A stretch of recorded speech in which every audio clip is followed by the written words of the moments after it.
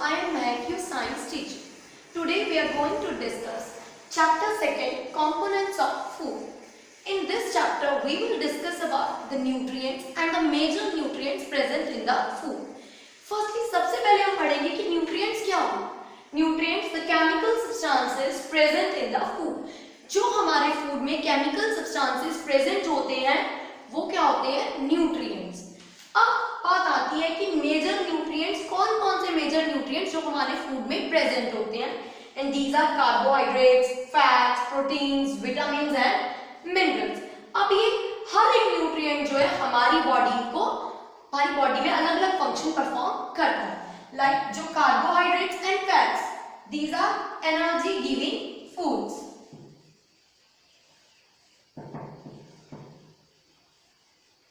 Because they provide energy to our body. और carbohydrates को हम इंस्टेंट सोर्स ऑफ एनर्जी भी कहते हैं. Next is proteins. Proteins help in the growth of body, so it comes under the category of body building food. Protein helps in the growth of our body and it also helps in repairing of damaged cells and tissues. Next, vitamins and minerals comes under the category of protective foods because they protect our body against diseases. तो ये जो nutrients हैं अलग अलग function, अलग अलग role play करते हैं. नेक्स्ट, इन सब न्यूट्रिएंट्स के साथ साथ हमारी बॉडी को रफेज और वाटर की भी नीड होती है. अब जो रफेज है वो क्या फंक्शन परफॉर्म करता है? रफेज एक तो हमारी बॉडी में डाइजेशन की प्रोसेस को एनहांस करता है. It helps in the digestion of food and reducing the excess acidity in the stomach. Next, water helps in the removal of waste from the body. As like we all know that fruits and vegetables contains lots of water, like example grapes and watermelon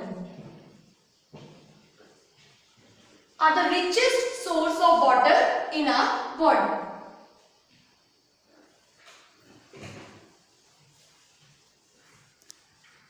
Now we will discuss, अभी हमने क्या पढ़ा था कि various types of nutrients, कि कितने nutrients के क्या क्या टाइप्स होते हैं. अब हम इनके बारे में डिटेल में पढ़ेंगे. Now first, carbohydrates. कार्बोहाइड्रेट्स क्या है? एनर्जी गिविंग फूड्स है. मैंने आपको अभी बताया था कि कार्बोहाइड्रेट्स और फैट्स एनर्जी गिविंग फूड्स की कैटेगरी में आते हैं क्योंकि ये हमें एनर्जी प्रोवाइड करते हैं. नेक्स्ट, जो कार्बोहाइड्रेट्स है वो कहाँ बनते हैं, कहाँ से हमें मिलते हैं, उनका सोर्स क्या है? कार्बोहाइड्रेट जो है जब फोटोसिंथेसिस की प्रोसेस होती है, जब ग्रीन प्लांट्स फोटोसिंथेसिस की प्रोसेस करते हैं तो उसमें हमें कार्बोहाइड्रेट्स मिलते हैं. And what is the photosynthesis? And photosynthesis is the process by which green plants make their food in the presence of sunlight. Now there are three types of carbohydrates: sugar, starch and cellulose. Now firstly, sugar. Sugar is a simple carbohydrate having sweet taste. इसका जो taste है वो sweet होता है. And there are various examples of sugar, that is glucose, fructose, sucrose and lactose. As we all know that milk जो है उसका sweet taste होता है. क्यों होता है? Because lactose is found in the milk.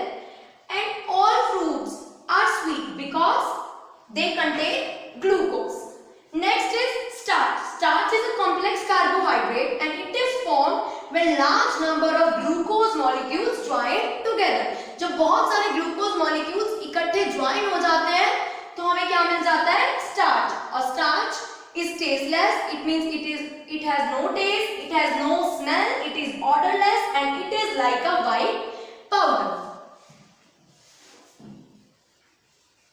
Now students, next, cellulose. Cellulose is a complex carbohydrate and it is also tasteless and it is white substance like starch. Now जब अब cellulose हमें कब मिलता है? जब बहुत सारे approximate 1000 to 3000 glucose molecules जब इकट्ठे join होते हैं, then what we get is cellulose. Now next, अब ये तो थे types of carbohydrates. अब बात आती है कि जब हम carbohydrates का intake करते हैं तो क्या होता है?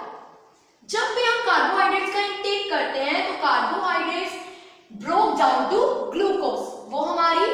वो जो है कार्बोहाइड्रेट ग्लूकोज में ब्रोक डाउन हो जाते हैं, फिर वो ग्लूकोज हमारे ब्लड में एंटर होता है और वहां से वो हमारी बॉडी के हर सेल तक डिस्ट्रीब्यूट होता है और इसीलिए जो है कार्बोहाइड्रेट जो है हमें इंस्टेंट एनर्जी प्रोवाइड करते हैं।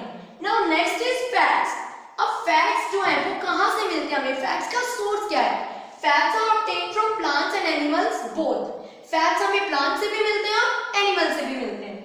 Now there are two types of fats, unsaturated and saturated. Unsaturated fats are those which are obtained from plants and saturated fats which are obtained from animals.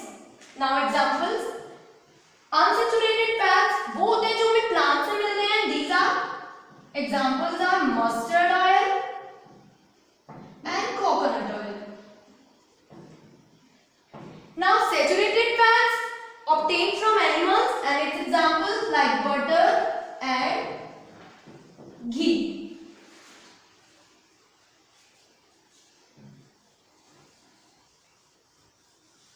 Next is proteins.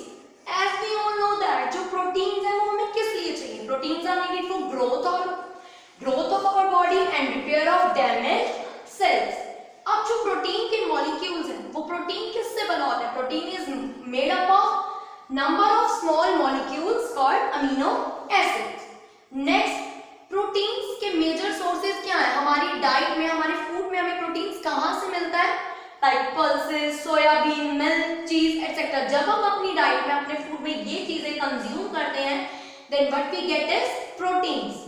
Now next, vitamins. Now these vitamins and minerals, these are required in our body in small quantity, but they are essential for our growth. There are two vitamins, vitamin D and vitamin K, that our body makes. हमारी body जो है सिर्फ दो vitamins ही बनाती है, that is vitamin D and vitamin K. Now बाकी जो rest of the vitamins हैं, from where do we get? We get it from our food. Now next, minerals. There are various minerals that our body needs like calcium, phosphorus, iron, sodium and potassium. अब ये जो अलग-अलग minerals हैं वो अलग-अलग role play करते हैं. That is, we need calcium and phosphorus for the formation of bones. Next, iron.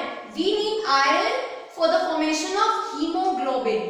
Hemoglobin क्या है? Red pigment है जो हमारे blood में present होता है.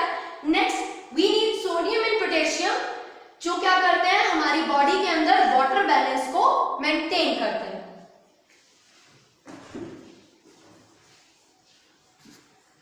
Now next topic is balanced diet. अब balanced diet क्या होती है? The diet which contains all the essential nutrients in right amount. जो भी न्यूट्रिएंट जितनी हमारी बॉडी की रिक्वायरमेंट है उतने अगर हमें राइट अमाउंट में, प्रॉपर अमाउंट में अगर हमें मिलते हैं तो वो डाइट एक बैलेंस डाइट कंसीडर होती है. अब क्या होता है अगर हम बैलेंस डाइट नहीं लेते हैं तो क्या होता है? दो कंडीशंस अराइज होती है. First is undernutrition and second is malnutrition. Undernutrition में क्या होता है? When we get less than the required food. जितनी हमारी बॉडी की फूड की डिमांड है, अगर किसी को उससे लेस फूड मिलता है, it leads to the condition of undernutrition. In this, the body becomes weak and sick. Next, malnutrition. This condition arises due to the shortage of one or more nutrient in our diet. अगर हमारी diet में किसी भी nutrient की कमी है तो उस वजह से it leads to the condition of malnutrition. Now, अगर हमारी डाइट में प्रोटीन मालन्यूट्रिशन है, प्रोटीन की कमी है, तो it leads to the disease called kwashiorkor. अगर proteins, fats and carbohydrate, due to the shortage of proteins, fats and carbohydrates, then it leads to a disease called marasmus. Now the symptoms of marasmus. अगर कोई children जो marasmus से सफर करता है तो उसके symptoms क्या होते हैं? Thin and weak. उस चिल्ड्रन की जो बॉडी है वो थिन और बहुत वीक होती है.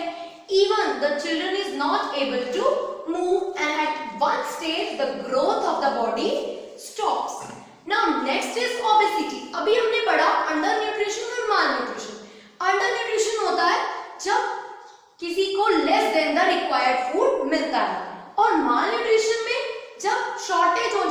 1 या उससे ज्यादा न्यूट्रिएंट्स की। अब अगर हम किसी भी न्यूट्रिएंट को एक्सेस में लेते हैं तो क्या कंडीशन होती है? Next the condition is obesity. Obesity तब होती है eating energy rich food in excess, जब हम बहुत ज्यादा एक्सेस में एनर्जी रिच फूड अपनी बॉडी में कंज्यूम करते हैं, then it leads to the condition of obesity and it is a common problem today. It is caused due to the intake of junk foods because youngsters are taking most of the junk food. Now it is due to the ice creams and soft drinks, etc. Now students, this is all about the chapter 2 components of food. Thank you so much.